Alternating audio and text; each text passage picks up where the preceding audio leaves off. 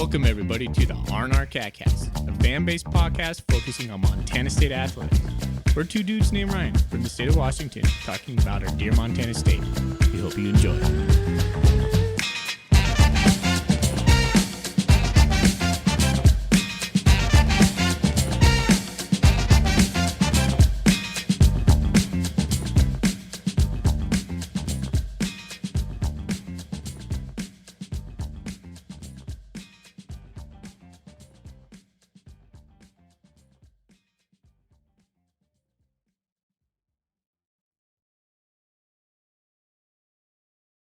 All right, welcome back, Bobcat fans. Thanks for joining us on another episode of the R&R Catcast.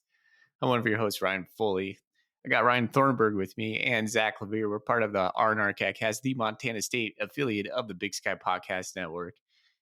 And I want to give a thank you to the Bobcat Collective, our sponsor. If you're passionate about supporting Bobcat athletes, visit bobcatcollective.com to learn more and sign up to be a member as low as $25 a month.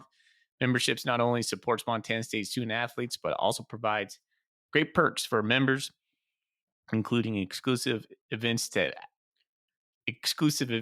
behind the scenes content, and more. I'm fumbling. I'm going to blame Bobby Daly on all of this because we had such a good episode, and then it was in the hopper. We recorded it. We talked about all this, the coaching change, everything. We had it all ready to go. Just hadn't published it yet. And that was on Monday. That was 2 days ago. God. Bobcat Land doesn't sleep. The news cycle has ruined me. And now we're here again. Great episode. It was fun. It was funny. Had some Elon Musk jabs. Probably our best one ever. Probably the best episode we've ever done. You'll never hear it. And then, the tornado of change came through Bobcat Land once again. Bobby Daly's out to the butthole of Texas. I've never been to El Paso, but that's how I feel about it right now. I don't think you're wrong. Yeah, probably wrong. Not happy for him, kind of ish. Kind of feels a little bit weird. Like UTEP, all right. What's your thoughts on that? Same thing that when Sprinkle left, I guess. Just it's a bummer when you lose a guy that you're on him. Ultimately, I'm happy for him, but it is what it is. Just gonna move on. Thanks for everything he did as a player and a coach. Yes. Temple and UTEP, really? We couldn't do any better than that, guys? Couldn't find any better landing spots? I was surprised a little bit, I guess. I thought if Daly was going to leave, it'd be for a higher gig than that. Maybe not this year, like eventually. But it's a stepping stone for sure, though. It is. As much as Cat fans hate to admit these kinds of things. Well, I feel like I should apologize to the people of El Paso. Never been there, and calling it the butthole of Texas feels a little. No, they probably feel the same way. Don't do it. Don't do it. Okay. Don't do it. I wouldn't. Don't walk it back. All right. All right, guys. On the radio, you never walk it back. Well, if you're a first-time listener, this has been a shaky start, no doubt. But thanks for staying with us. There's a drive to deep left by Castellanos. It'll be a home run. There you go. You get that reference? I love it. I love it. We are back. Okay. Well, it is offseason. The reason, the impetus for this episode is there's been a lot of time that's happened, and things happen when we don't record, and we have a plethora of stuff to talk about. Coaching changes, namely one, but there was some portal stuff going on, some graduation going on. So we're going to talk a little bit about the players. We'll talk about the signing day that was in February, the second Christmas of Bobcat football. And I think that's really it. So we're just going to bounce back and forth. Like we said, we had an episode ready to go. I thought it was a really good one, but then the Bobby Daly stuff came through, and then it was just like, well, that's such a big change that we have to kind of do this thing. And then we invited Zach on to give us some levity because Thorny and I were a little bit grumpy, and Zach always brings the cheer. So here we are. This is what we're doing tonight. And I spent a whole good Monday night doing the podcast, drinking beers and talking Bobcat football. I mean, it could have been a worse Monday night, but could have been outside in the snow with me working at 2 a.m, but that's okay. Way worse. All right. Well, before we get into any of that, let's talk about what's in our golden coolies. What's in your golden coolie? What's in Your Golden Coolie is brought to you, as always, by Wilbur Ellis. Go see Shea Richter and Company up in Fort Benton for all your farming and fertilizer needs. I just got a Coors Light. Same thing I had on Monday. Same for me. Look at us. It's deja vu. We're just doing this all again, word for word. The last of the bush peaches is being taken down right now. I did, after work today, stop by the Madison River tap room and got myself a cream ale. So that's my defense. Nice. Nice, man. Madison River, good stuff there. Very quality. Love that place. Super close to quality. where I work. Right on. Okay, well, first thing we're going to get into is we're going to talk about the seniors. We're going to thank the seniors. Thorny, you provided such good depth and research on this. Why don't you go ahead and read that senior list for us? I was trying to look at this list of seniors that are graduating, or in one guy's case, like Cole saying, I think he's just calling it, isn't he? Or is he going somewhere else? No, he's retiring.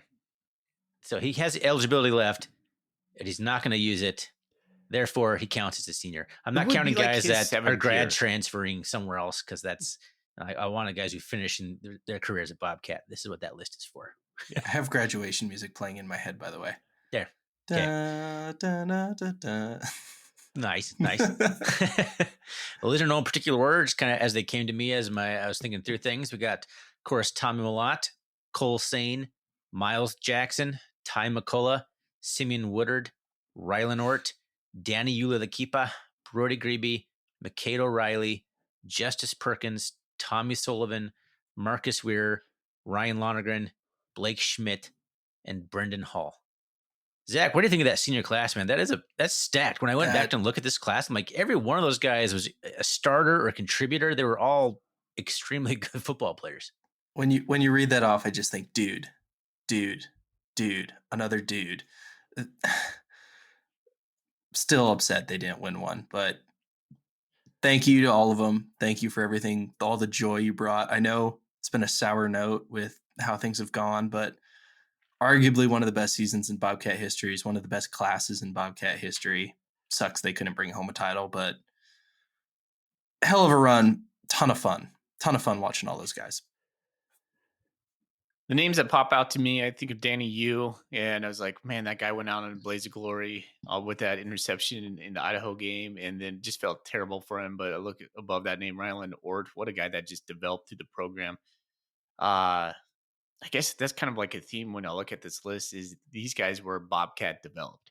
They weren't the transfer portals. I mean, you have, Ty McCullough in there, but he still had multiple years with us and he became a true Bobcat in my eyes. And then I started thinking about guys who might have a chance in the NFL. Marcus Ware, Tommy Sullivan, Brandon Hall, maybe Tommy Millott to be seen, right? So, yeah.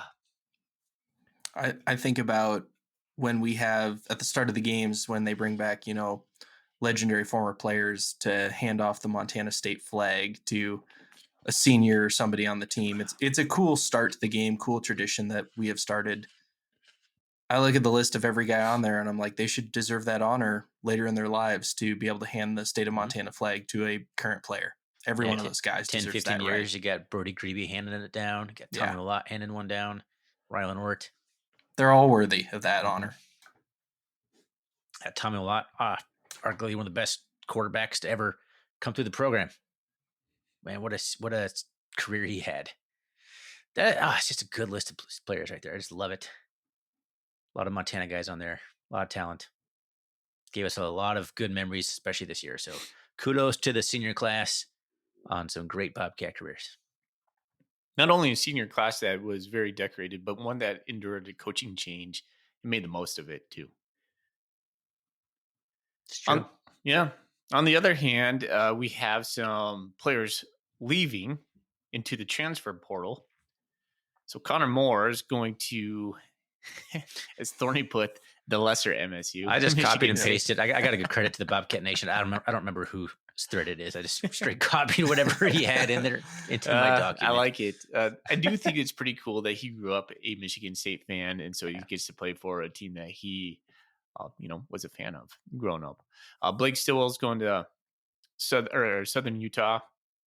Cole Bullock didn't, and some players didn't land anywhere. So Cole Bullock being one of them, Marquis Johnson's getting washed up in the mix. Elijah Elliott was a surprise to me. Thought he might be coming back. Scotty Humphrey lands in New Mexico, and that's kind of a quagmire of Big Sky running backs over there right now. And so that's a little bit interesting because we had heard he was maybe potentially going to get a big payday. New Mexico doesn't sound like that big payday, fellas. And we know that there is a little bit of a story behind that, but interesting right there. Rohan Jones, Arkansas, that's pretty cool for him. Going to play in It's the a big time SEC. program. Yeah, Garrett Walke. It hasn't landed anywhere. Lanyata, Junior Alexander, he's going over and playing in Idaho. I found that was interesting. You said he knows a coach on the team, his high school coach, Thorny. Yeah, I think his high school coach is a coach there, and Yeah, his older brother played there, I think. yeah. So he has some Just a little bit ties, of- or little bit maybe of he was ties. just tired of not getting thrown the ball. No. could have been a little bit of it. Andrew Powdrell lands at UNLV. John Johnson goes to New Mexico, so him and Scotchery will be teammates once again. Casey Kotzman takes a position at Montana Tech, going home to Butte. Drew Paldor lands at Cal, which is Stop stealing our players, Cal. yeah, come on. Of all the schools that Cal keeps taking off our guys, like what the heck? The Calgorithm. And McLean Berkeley goes to Montana Western. And the one that, and there was Jared White who entered the portal, but then ended up coming back to Montana State. So those are your portal guys.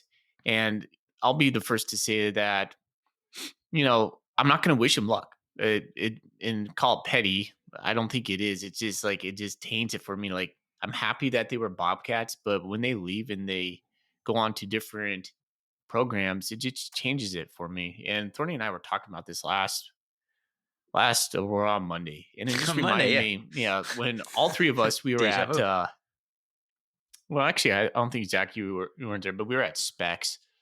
When we came down for the playoff game, who did we play in the playoff? UT game? Martin. We went to Martin. So we go to Specs because we were going to go to the basketball game afterwards. And Roger Fisher was with us, and he goes, "Hey guys, hold on! I see Isaiah Fonse was over there, and he goes, I want to go talk to him because apparently Roger taught him math and had a relationship with him." So, and I was like, "Oh man, there's a Fonse," and there wasn't an excitement for me. I was like, I loved Fonse, but like when he left, like it changed for me, and I'm, like I said, it might be petty, but it is what it is. And so, like, I see like Connor Moore leaving, like, yeah, I won't think of him much. Like, I thought I would miss Rush Reimer. Didn't ever think about Rush after that. He could have been all-time great here. So it does affect it for me. So, I mean, thanks for your time here. And, I hope you guys stay healthy.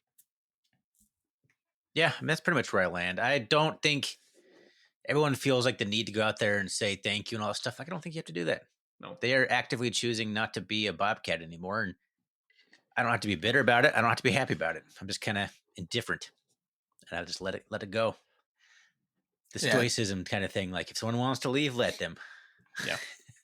It's a complaint I have against the local media, and I think it's fair, is especially on social media, the amount of local media people, when a former Bobcat who leaves the program in a transfer, they post, they what a great player. They made this. Former MSU Bobcat does this. And it's like, okay, well, there's a reason there's former in front of that. I don't care anymore. Yeah. Yeah. I don't unless care. you're a pro player, but other than that, cool. Like, it was a little exciting, I guess, when like Raekwon Battle was getting all that attention. That was kind of cool a little bit, I guess. But I don't know. It's just like, generally, I don't care. Well, being a fan-based podcast, I think most of the people that listen to us are going to feel the same that we do, and maybe just applaud our stance on that, because at least someone's out there saying, like, we're not wishing ill will on these guys, but I mean, good we for root them. for guys who wear the blue and gold. In the grand scheme of life, good for them. So there it is. So those guys are transferring out, which just has been a theme to the season. Like, after the championship game, there was quite a bit going on, and juxtapose that with like a team like North Dakota State, where we heard that nobody left, and so it just feels like, whew, how do we compete with that? I don't And know, but some people on Bobcat Nation are handling it really well. Some full meltdowns over there yeah, between the coaches and the players. Like people are like, the transfer portal is what it is. It's not going to change anytime soon. You just need to not lose your crap every single time it's going to happen, because it's going to happen pretty much every year. So I feel chill. conditioned at this point because Yeah. when Choate left, Bobcat Nation melted down. Of it's all over. Look at this great trajectory we're on. Now nothing. And everything's over. COVID's happening. Everybody's going to leave. And then when Sprinkle left, admittedly not fun, and that like 3 days after Sprinkle left, losing all those players, not fun. But things have been okay. And it seems like every time there's been a bad news of a transfer or a coach leaving, the state of the athletic department has been okay. So I'd tell most people, don't ride the highs, don't ride the lows when it comes to coaches and transfer portal. Just let it play out. yeah. I think it's a little harder for Montana State fans, and it just kind of came to me right now, is because we don't build our program through the transfer portal. So the coming in and then the leaving, it's not something we have been accustomed to. We build our players, and for them to leave feels more like, ouch, hurts just a little bit more. Now, if we lost a guy that came in and then he goes, I feel like now I'm going to go test the waters in the Power Five. Like, it doesn't hurt as much because you were never like a real Bobcat to begin with. Like, you might have gave us a year or two, but when it came down to it, man, like, we didn't sign you on signing day. You had a chance to come play here and then use this as a stepping stone. Like, that's what's happening in Missoula right now. They've become like this program where they're really bolstering their ranks with guys from the portal. You don't see Montana State doing that, and to me, that's a good thing. But it makes, when we lose these guys, a little bit harder for me. It would be nice. It would like ease the nerves just to have some guys signed, some other people from the portal. Like, all right, some guys that you can get like excited about. But there hasn't really been that other side of the pendulum on this whole thing. So I think that's where people are kind of struggling. I'll ask a kind of off topic, but kind of similar question about transfer portal stuff. There was a story out of Nebraska where Matt Rule said that he was thinking about canceling the spring game because last year at Nebraska, they lost a ton of dudes after spring practice because they had good film coming out of the spring game, and then some teams offered him.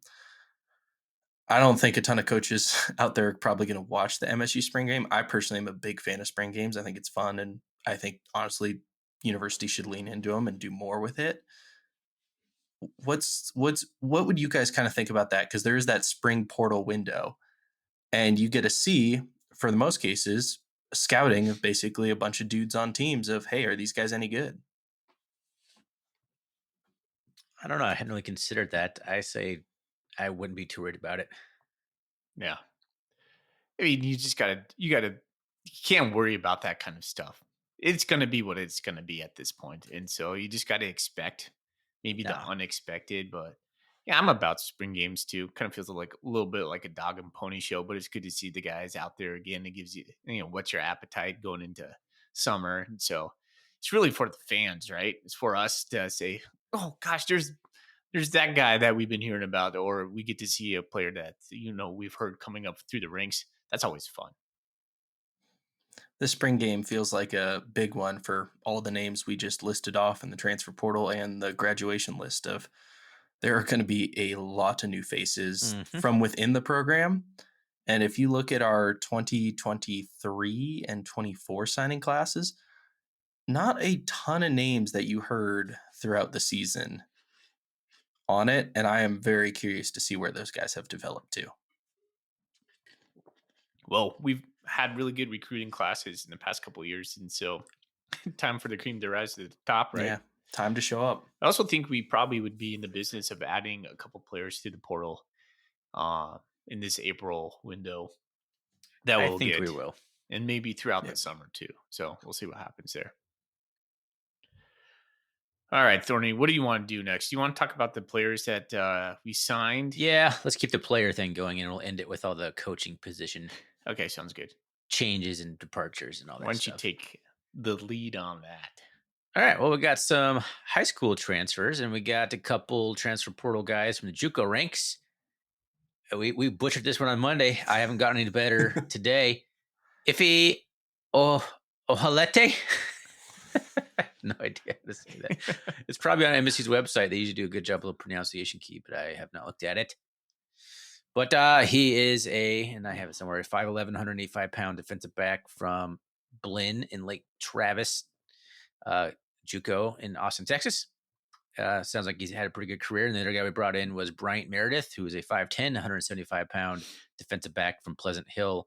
He played at Fullerton College and De La Salle High School, and started his career at Northern Arizona, actually. So that some good on paper signings for some of the departures we had. Basically, everybody is gone from the secondary, so that will be probably one of the biggest ones to fill. And they brought in two guys with some experience right off the bat, so that's good. Yeah, and they're trying to replace Ryland Ort, Drew Polidor. We'll see how that goes. Simeon Woodard, Yeah, John Johnson. It's everybody. Miles It's Jackson. everybody. It's literally everybody. Although in our defensive backfield, specifically the corners, we have recruited really well in the past couple of years. Young guys with a lot of speed, a lot of track speed. Yeah. Looking forward to seeing that. Another one of those guys on this list, Tim Thomas, the second. I wouldn't be surprised if he's playing as a freshman, 5'11", 190-pound kid from College Park High School in Houston, Texas. He's the guy we saw on our visit to UT Martin. He was there snapping photos on the field. We also signed Jackson Leiberg from Helena High School, 6'3", 185-pound kid that a lot of people seem to be pretty excited about. I don't know much about him, but sounds like a pretty big athletic kid. Michael Rubik, kicker from Rock Springs, Wyoming. He's going to be a punter. I just have kicker on here. Punter or kicker? Yes. He's going to kick the ball at Montana State with his foot. And then the coolest name in some time, we got Major Thornhill, defensive end, 6'3", 210 from Gunter, I don't know, Texas. Seems like he is pretty good film, man. He's an animal. He needs to put on a few pounds, but he's going to be, I think he'll be a dude. Violent film. I loved it. Love Jackson Leiberg's hair. Great hair. Very Great jealous. I have no clue what he's like. Looks like a football player, but just sharp looking kid. But yeah, loved Major Thornhill's film. Just wreck shop at the in the backfield. It just loved it. He could just flexing over dudes and just looking mean. I like that. So out of our defensive end, he's a football guy, according to Sean Howe, the new defensive coordinator. What? Woo! When did that segue happen? straight into that. No way. Sean Howe, new defensive coordinator. What did I just say? Did I stutter or something? That sounded really weird. No, you said it right. It's the defensive coordinator because Bobby Daly took a position at UTEP, as we discussed at the beginning of the episode. The butthole of Texas. So congratulations to Sean Howe, though. I know that we're a big fan of him here on the podcast. I'm excited to see what he can do as a natural progression because he is the co-defensive coordinator as it was. So breaking in a new defensive coordinator, sort of. But I'm excited for Sean. I think he's a high energy coach. The players really seem to love him. He was the co-defensive coordinator, so it feels like a natural progression for him. He was one of the coaches I was really stoked that we kept throughout this whole off season. Cross your fingers now. Like we're gonna get this done, and then tomorrow he's gonna, whatever comes. But I'm not recording again. Yeah, this is being released regardless. I don't care what happens. I don't care if Brent Vegan gets hired away tomorrow. This one goes out. So that moves Nick John Baptiste to the defensive line, the head defensive line coach. I know that's he's another player loved coach in that group. And Jody Owens then goes from coaching the safeties to his natural position, his position he played for Montana State. He's going to coach the linebackers, which I'm really stoked for. Love Coach Owens. Always give him a shout out. Brian Shepard is now going to be the cornerback coach, and I thought he was the cornerback coach, so that's not anything new there. I'm not sure if he's going to take on safeties as well, to be determined. But yeah, so that's the big news. Then we have two new coaches joining the staff. Josh Firm, who is going to be our running backs coach, which was for a split moment in time a job that was taken by a guy named Justin Mesa, which we were both pretty stoked about. We talked all about him on Monday. Yeah, because he's got California ends, and Montana State's kind of lacked in some California recruits lately, and so we thought we were going to get him. Well, no, he takes a position as a offensive analyst for the Detroit Lions. Good for him. Don't even know what the guy looks like, but it feels a little bit about like last year we had a quarterbacks coach that came in and did the same exact thing. Yeah, we did. Yeah. Stepped off the plane in Bozeman, saw the snow, and said, "Nope." Yeah, and got right back on. Yeah. So Josh Firm comes in. Apparently, him and Vegan were cross paths in Wyoming, and this is the thing that I'm starting to see. Like, there's like the Vegan tree really comes from his time at Wyoming a lot of the time. And you'll see all these coaches that he's bringing in that he's had connections with, and that just makes total sense, right? Coach said that he was an up and coming coach. Most recently, he was the offensive coordinator at where was he at? Morgan, Missouri State, or something like that. I don't know. Not a big time school, but Morgan State. There Robert Morris, FCS school. Oh, okay.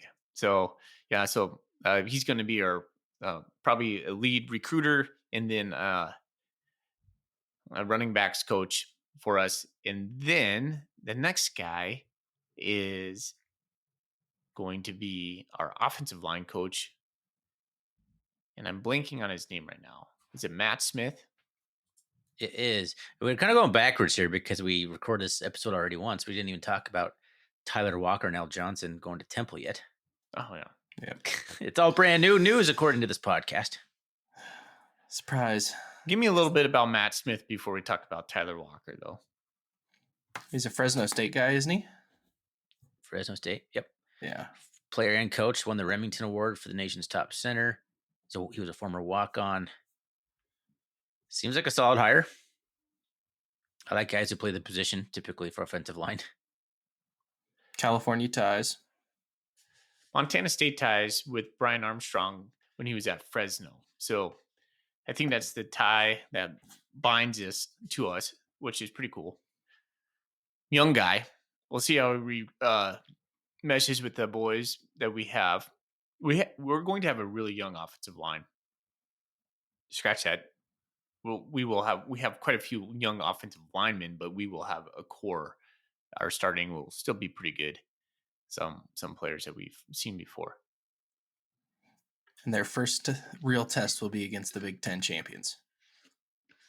No big deal. We're just going to take on Oregon and then come back and play South Dakota. That's going to be fun.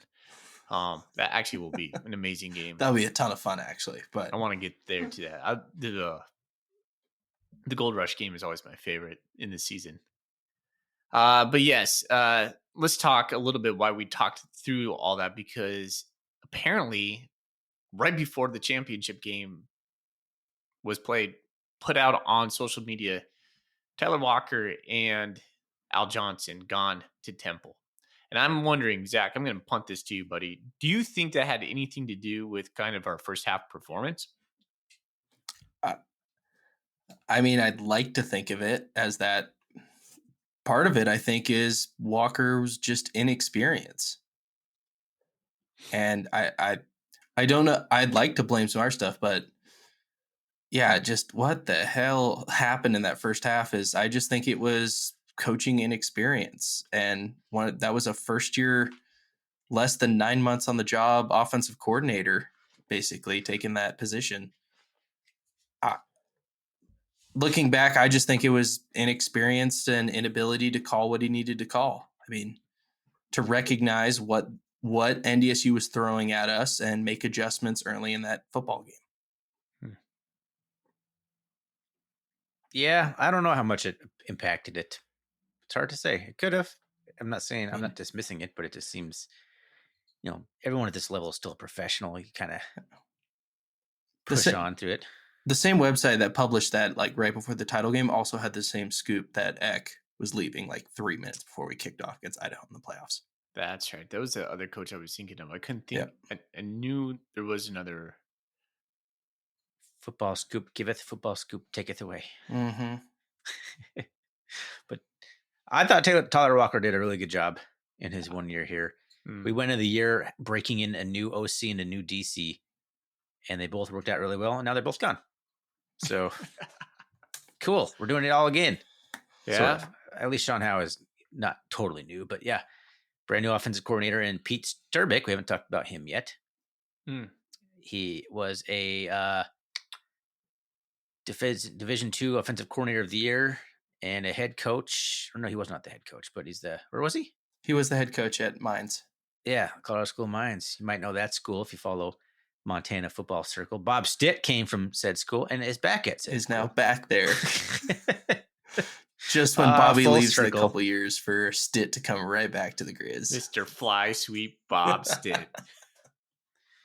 But I don't know. I love the hire, man. He seems like a really good hire. Like I said, he won the Defensive Offensive Coordinator of the Year in 2022. He was a head coach. I love getting guys that are head coaches on the staff. That seems like a really good hire to be an offensive coordinator. Yeah.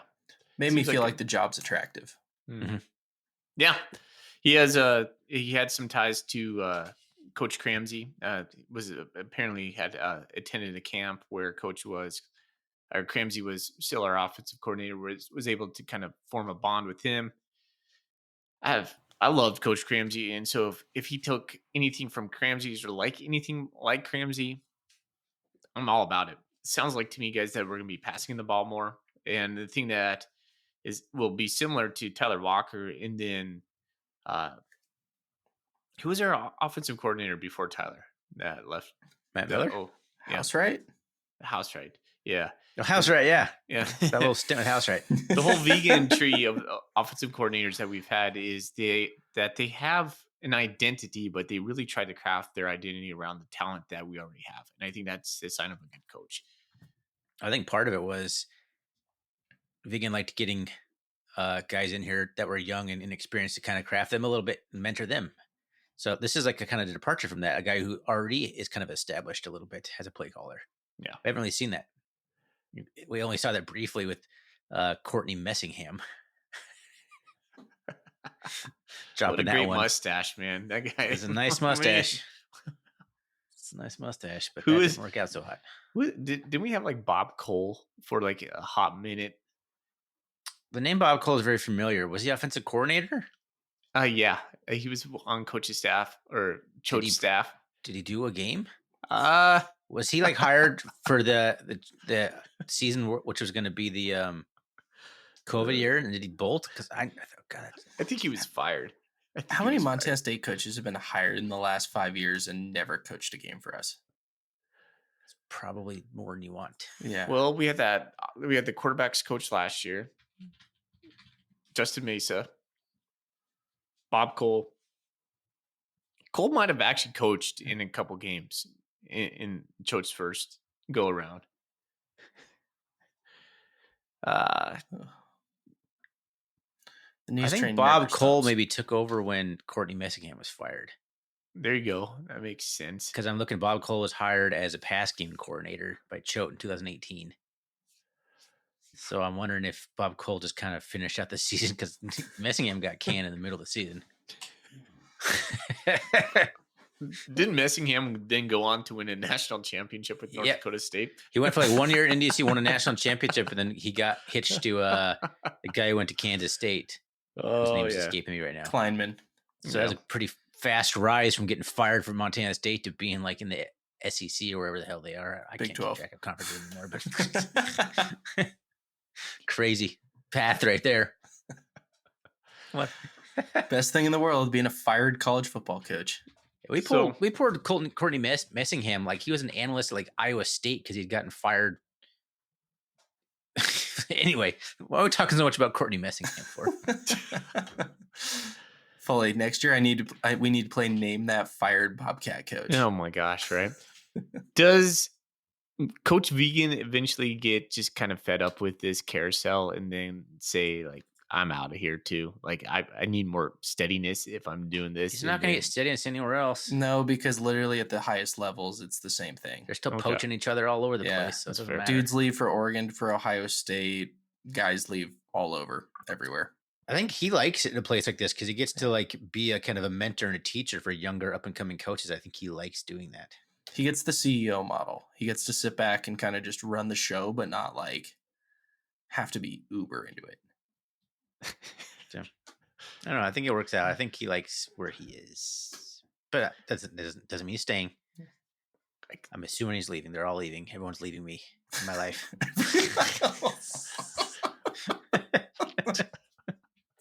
Didn't mean for it to come out like that. I mostly was talking about football, but Mostly talking. oh, sad. Okay, let's move on from that comment. This segment has been I brought to you do by want Pizza to Pockets. talk a little bit about Bobby Daly going to UTEP, and I have I don't even know anything about UTEP, but is he really making that much more money that it was that attractive? Do you think, or sorry to interrupt you, do you think this was like, I've been at Montana State for a long time in my life, kind of like Kane Ione, and he's like, I just got to go somewhere different for a while. Both? Why can't it be both?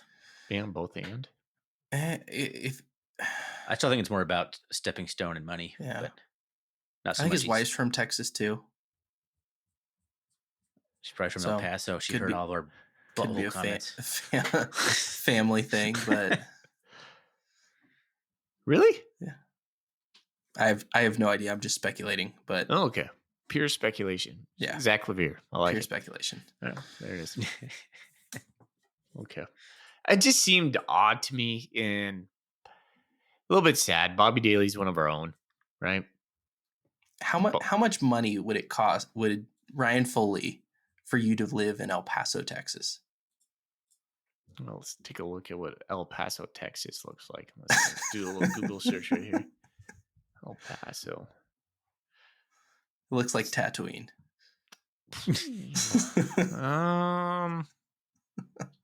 I don't like the desert. That's like my least favorite climate. So Now I'm pulling up images of El You know, Paso because I it guess that's doesn't- where we are right now. doesn't look like doesn't look too bad. Maybe the butthole of Texas isn't like a correct moniker for them. The armpit. Oh, it's right by New Mexico. Okay. Yeah. Well, you have Juarez on the other side. I mean, it's right on the Okay. border. You're trapped between New and Old Mexico. Yes. It would take a lot of money. It would take, golly, if you offered me $500,000 to go there, That's teach, fair. yeah, probably to uproot my family and leave what we have here. There's no skiing.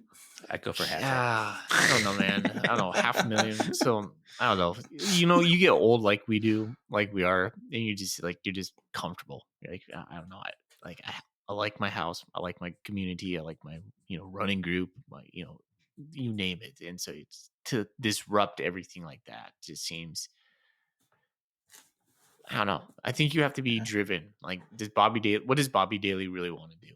And does UTEP get him there? Well, maybe it will. Being a college coach jumping around that much is just crazy because he came from what, Idaho? Yeah. So, and most of these dudes are here for, it seems like, just 2 or 3 years and then they're on to their next stop. It's like, man, packing up and doing that and jumping around like that and finding your kids' schools, it's a crazy life. Yeah, It's a crazy life to be a college coach. 1 or 2 successful seasons at UTEP just makes him marginally better. He's getting a way bigger paycheck somewhere else. He's getting a Big 12 school looking at him at that point. You're talking about maybe $500,000, maybe $1 million if you strike it really big, So, I mean, that's like big time money where that changes your life type of money. So, I don't know. Like I was falling in love with the Bobby Daly maybe becoming the head coach scenario someday. I was like romanticizing that in my brain this last season. I was like, "Oh, Coach Vegan's totally gonna leave, and Bobby Daly's gonna be the next guy." And I was like, I was already planning this in my brain, and that's still on the board. Like, does he still could come back, but yeah, I don't know. I was always super impressed with him. Sad to see him go. I think that's a huge loss for us. It was a sad day when I saw that come through. In fact, I was Surprising.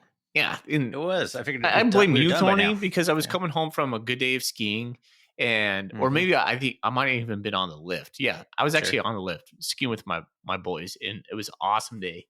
And then I see your text. You're like, "Damn it, Daly's gone." I was like, "No, I don't want to think about this right now.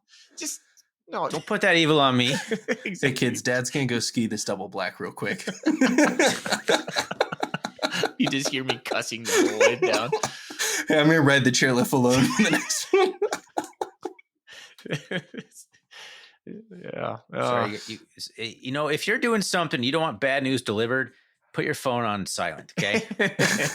What do you think I At got this off point social in- media, at this dude? point in society, if you don't want anyone talking to you and spoiling things, then just turn your phone off. Then you won't. Fair. Can't blame me. Blame someone.